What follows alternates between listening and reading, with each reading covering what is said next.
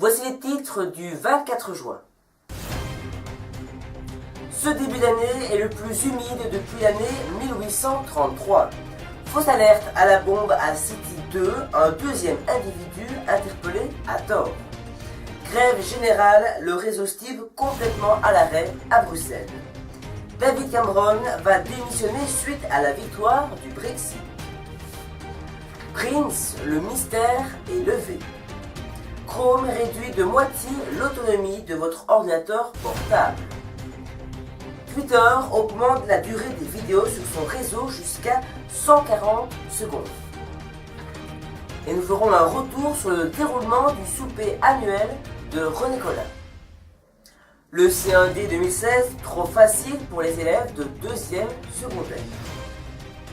On n'est pas couché, la dernière émission de la saison filmée par iPhone après une grosse panne de courant. Game of Thrones, l'épisode 9 de la saison 6, signe un record de popularité. C'était les titres du journal du 24 juin. Mesdemoiselles, mesdames, messieurs, bonsoir, il est 20h, bienvenue dans ce journal. Le dernier journal de la période de septembre à juin pour une nouvelle période, celle de juillet. Je rappelle l'horaire lundi, mercredi et samedi, toujours de 20h à 20h30. Aujourd'hui nous sommes le dimanche 24 juin. Voici l'actualité. Au cours des 6 derniers mois, à Uccle, 608 mm ont été relevés au pluviomètre. La première moitié de cette année est dès lors la plus humide depuis le début des relevés en 1833, a indiqué le météorologue Franck Debovers mardi sur son site internet. La moyenne pour les 6 premiers mois de l'année à Uccle est de 399 mm, précise-t-il. Laurent. Un deuxième homme a été interpellé à tort mardi dans un centre commercial à Bruxelles. Le suspect s'est rendu dans le centre commercial City 2 avec une ceinture d'explosifs factice. Interpellé par la police, celui-ci n'avait affirmé avoir été enlevé dans une voiture puis déposé une œuvre à Bruxelles. Il a finalement reconnu avoir relevé au hasard en rue une plaque d'immatriculation. Le conducteur du véhicule qui avait été interpellé a été immédiatement relâché. Fausse alerte terroriste ce matin à Bruxelles. Les forces de l'ordre ont interpellé un homme portant une soi-disant ceinture d'explosifs aux abords du centre commercial City 2. Le suspect avait lui-même appelé la police expliquant avoir été enlevé et qu'une tierce personne allait actionner la ceinture. Finalement, cette dernière était factice. Le parquet a confirmé que l'homme était connu des services de police. La personne est connue des services de police, également pour des faits liés à des problèmes psychologiques. Il avait également été impliqué dans un dossier du parquet fédéral en 2014. Et très récemment, il avait déjà pris contact avec la police en déclarant qu'il serait forcé de se rendre en Syrie pour combattre auprès de l'État islamique. La ceinture contenait non pas des explosifs, mais du sel et des biscuits. Plusieurs accès du métro situés sous le centre commercial ont été bloqués une partie de la matinée. Le niveau d'alerte antiterroriste reste à un niveau élevé 3 mois après les attentats à l'aéroport et à la station de métro Malbec.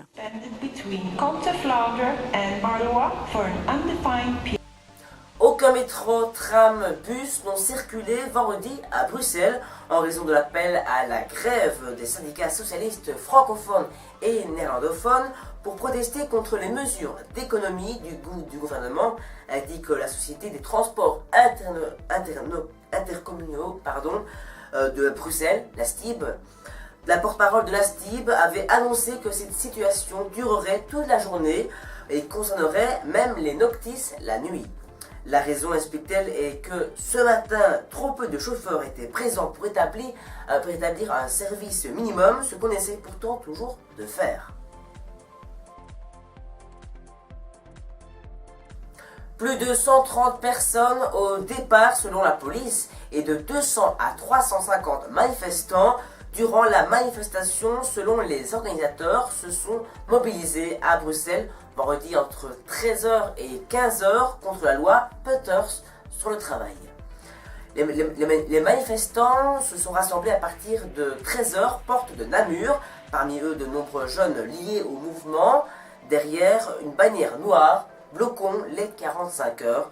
Ils se sont rendus à la Fédération des entreprises de la Belgique, FEB, où un discours a été tenu pour dénoncer la propagande mensongère du gouvernement sur les aménagements du temps de travail.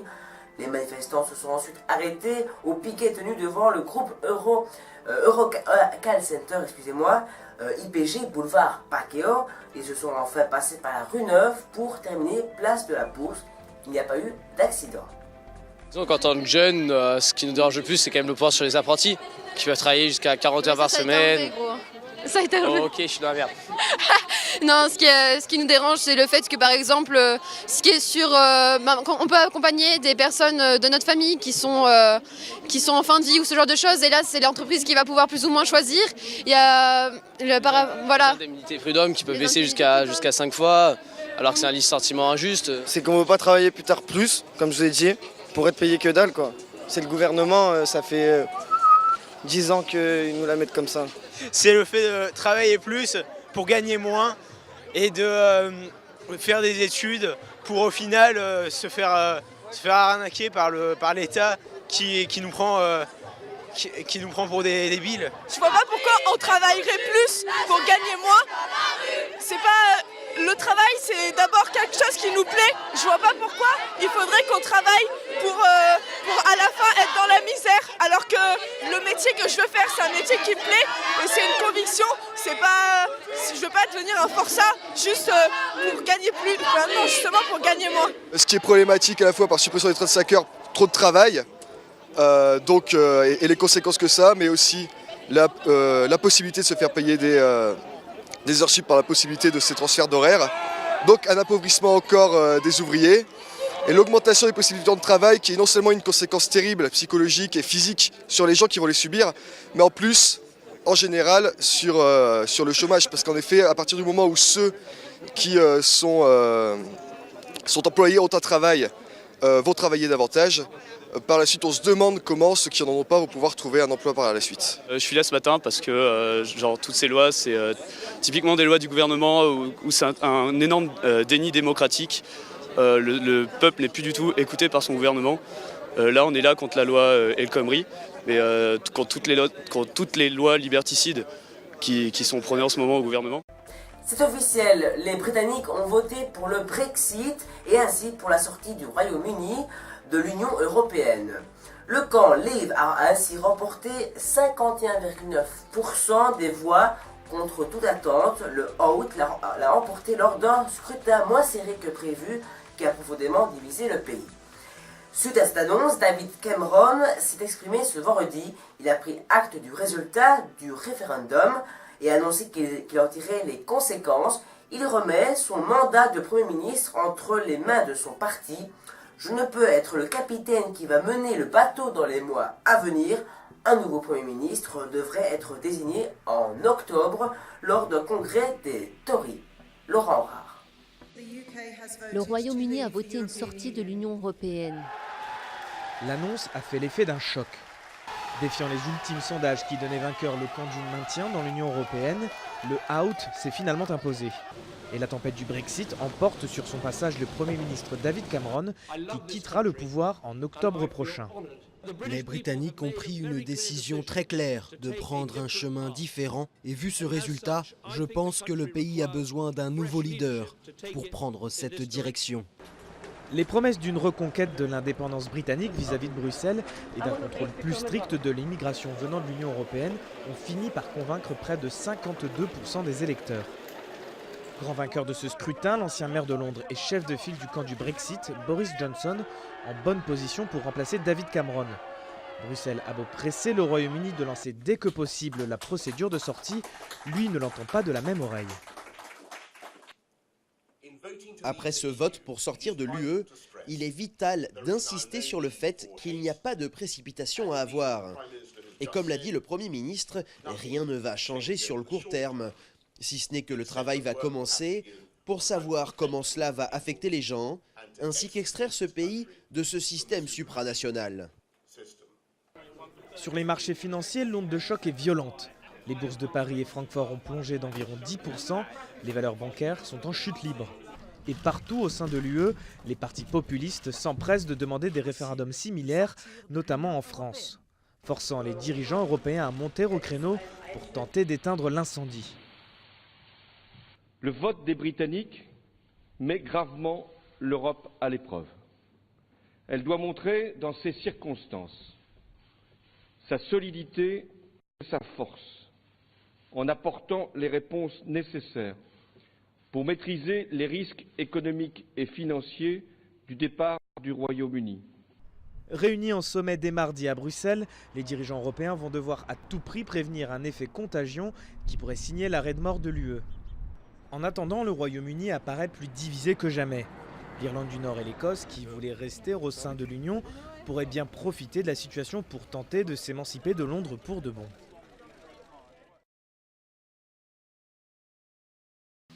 Les professeurs de morale comptent attaquer en justice le décret qui fonde le cours d'éducation à la philo et citoyenneté EPC, longtemps appelé cours de rien.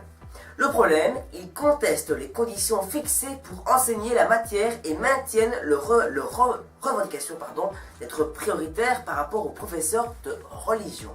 Laurent Rare.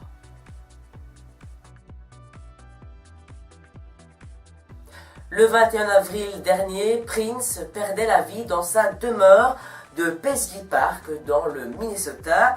À 57 ans, l'interprète de Pearl Rain avait été retrouvé mort dans son ascenseur. Les résultats de l'autopsie auraient finalement relevé que le chanteur avait succombé à une overdose d'opioïdes, un dérive synthétique de l'opium. Les causes du décès désormais connues vient l'épineuse question de la succession de la star et comme dans beaucoup de cas, des membres cachés de la famille refont surface.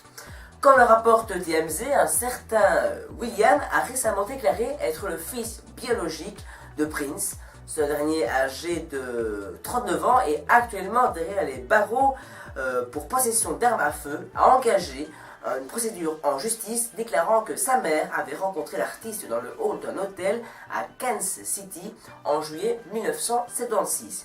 Dans une déclaration écrite, cette dernière a en effet affirmé avoir bu du vin avec le chanteur avant d'aller dans sa chambre pour avoir une relation sexuelle non protégée.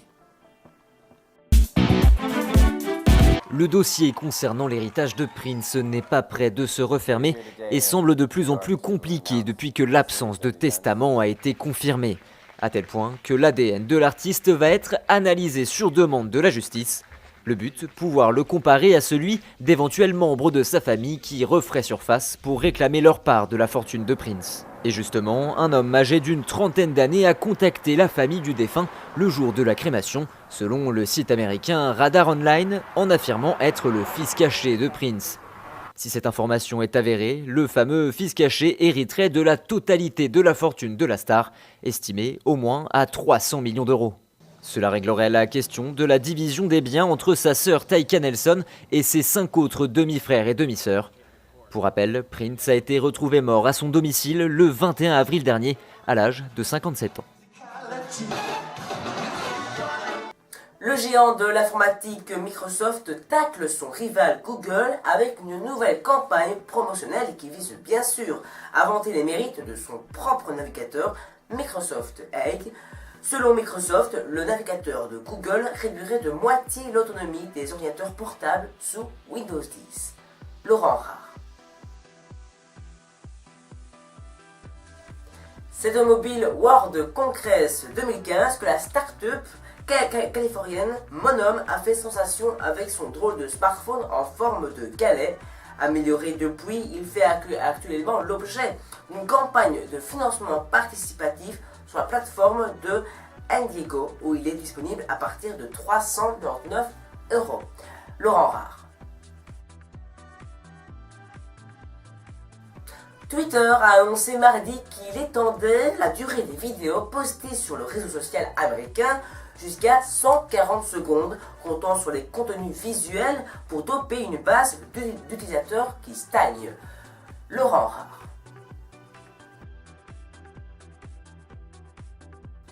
Supercell, le studio de développement finlandais à l'origine de Clash of Clans et Clash Royale, passe sous pavillon chinois.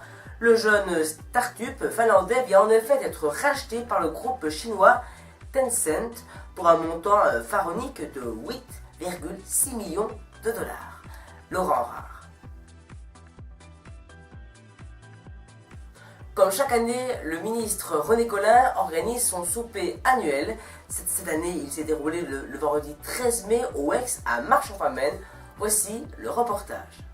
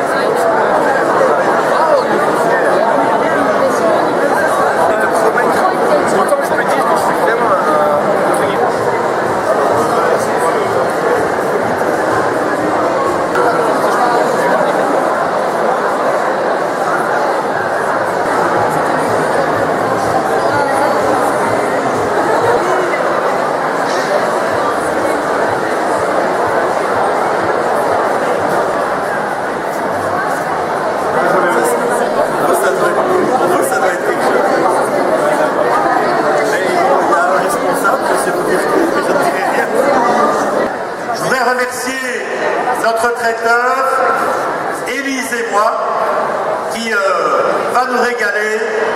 C'est devenu un partenariat. Et comme on ne change pas une équipe qui gagne, eh bien merci à Élise et moi. Vous pouvez les applaudir.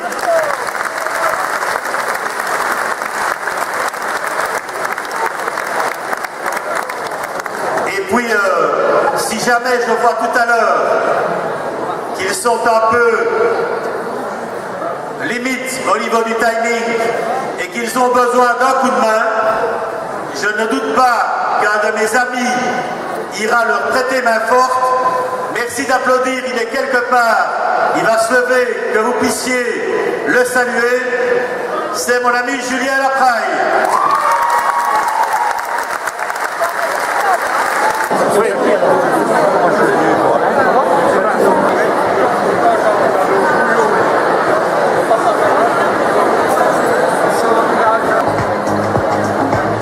Pourquoi c'est si important de venir au souper de Monsieur le Ministre? Parce qu'à un moment donné, il y a une relation par rapport à notre plan, en tout cas, de développement rural. Enfin, voilà, donc il y a une relation nécessaire entre le ministre et les édiles communaux. Et donc, c'est important, voilà, c'est une relation de confiance, c'est un intérêt général, Et alors, comment était ce souper? Je parle de l'ambiance, je parle... Convivial, oui. simple, Vos discours de M. Colin tout à l'heure? Oui. Tout à fait, accessible, la réalité des choses. Donc nous sommes aujourd'hui au souper de René Colin, la section locale de Virton et son arrondissement, pour lui témoigner notre soutien par rapport au travail qu'il fait quotidiennement pour la Wallonie et pour la province du Luxembourg en particulier. C'est un ministre qui se donne à cœur chaque jour pour monter des projets pour l'ensemble de la population. Et ce repas fait par Élise et moi était très, très appétissant et très bien. Des enseignants ont poussé leur coup de colère sur les réseaux sociaux après avoir fait passer la semaine dernière à leurs élèves de 2e secondaire l'épreuve du CE1D en français qu'ils ont jugé d'une facilité déconcertante. La ministre de l'Éducation Marie-Martine Schins du CDH explique que son rôle se limite à adresser un cadre et non à concevoir les questions des épreuves certificatives. Elle exprime toutefois sa confiance envers les équipes, parmi lesquelles les figures des enseignants qui ont rédigé les questionnaires. Les élèves de 2e devraient notamment, après la lecture d'un texte, reconnaître parmi 4 photos de chats, Flocon, un matou noir avec une tache blanche autour du cou, une énigme digne d'être posée à des enfants de maternelle, selon des enseignants. La ministre de l'Éducation relativise, il y a une gradation dans les questions, il faut donc voir l'ensemble de l'épreuve et ne pas focaliser sur une seule question. L'épreuve vise de plus à évaluer l'acquisition des compétences minimales, souligne Marie-Christine Schins. Je n'ai pas à juger si les questions sont trop difficiles ou trop faciles, précise-t-elle. Le jeudi 23 juin, en plein tournage, pendant l'enregistrement du dernier numéro, le plateau de l'émission On n'est pas couché a soudainement été plongé dans le noir, en cause une panne de courant. Cet incident est survenu au bout d'1h20 d'enregistrement après la fin de l'interview d'Olivier Bossenko, invité politique de la semaine. Si les équipes techniques ont essayé de rétablir la situation, elles se sont finalement résolues au bout de plusieurs heures à filmer le reste de l'émission à l'iPhone. Face à ces conditions de tournage rudimentaires, la production est actuellement en train de voir si ces images sont exploitables pour une diffusion à l'antenne. Si France 2 fait le choix de diffuser son émission à l'antenne, si France 2 fait le choix de diffuser son émission dans Si France 2 fait le choix de diffuser son émission dans l'intégralité ce samedi à 23h10, Laurent Ruquier enregistrera un message d'explication pour les téléspectateurs. La série Game of Thrones est aujourd'hui une mécanique bien huilée, saison après saison, l'épisode 9 en général, le point culminant, point d'exception pour la bataille des bâtards de la saison 6, sur la Bible du cinéma et des séries TV, IMBD. Il s'agit de l'épisode le plus populaire de tous les temps. Après cet épisode 9, le final de la saison 6 s'annonce exceptionnel. Espérons que les fans ne seront pas déçus. Voici la rubrique Blague. Voici 3 devinettes que vous allez devoir deviner comme chaque journal, et si vous connaissez les réponses, eh bien vous pouvez les mettre par message privé sur la page Facebook Le Journal de Bertrand. Première devinette, je perds mes feuilles et pourtant je ne suis pas une plante. Qui suis-je? Deuxième devinette, combien sont 3 et 3? Et enfin, quelle est l'expression que les vampires répètent souvent? Si vous connaissez les réponses, eh bien vous pouvez les envoyer par message privé sur la page Facebook du journal. Les gagnants seront cités à la fin du journal prochain. Voici la météo.